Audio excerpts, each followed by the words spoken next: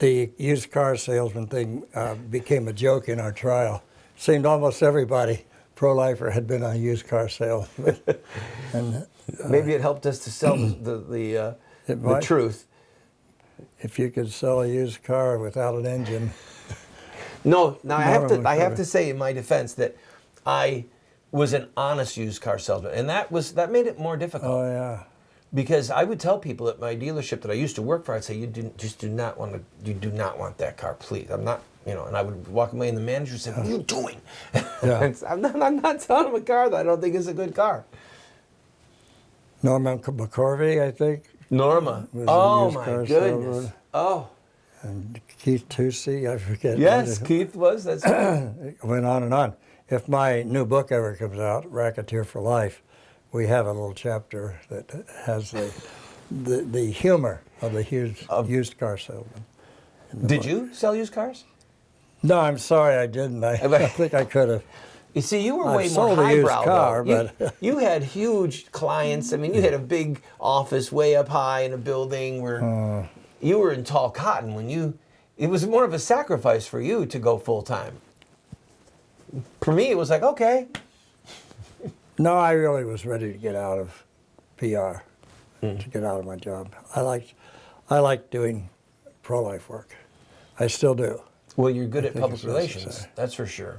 Still like to do the job. There's people out there that have this conviction, young people who've watched us, now they're like, there's something I should do, but I work full time, I've got a family, I can't go full time in pro-life. What do they do to kind of bridge the gap between their sentiment, their pro-life convictions, and some level of action where they can get some of that energy and force out? You're asking me? Yeah. What they do? There's always action to be taken out at the clinics, meeting with other pro-lifers, other people that feel that way. The job is still there to be done. And you can't just say, well, that's been done, that's been done. It has to continue to be done. We have to continue doing the same things. The women still go to abortion clinics. They still get their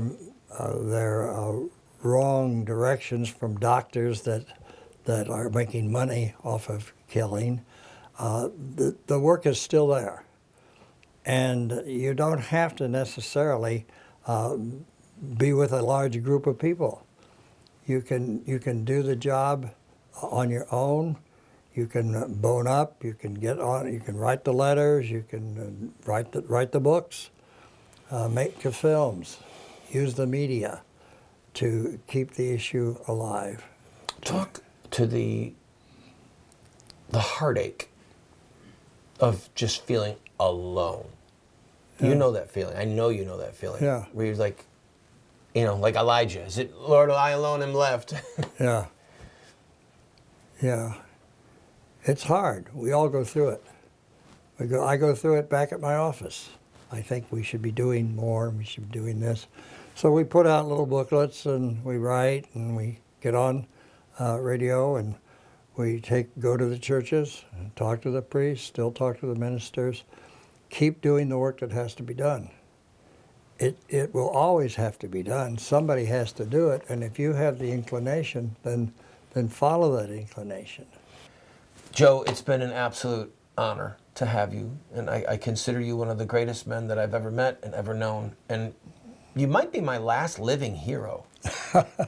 I am living. Well, you are. Most of my heroes are dead. God bless you, Randy. Love what you've done.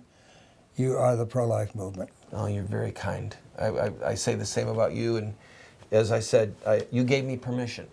I know that part of what I became as a man was due, in fact, to your encouragement and to your just blessing me and being a blessing to me. Oh, that's a blessing to me.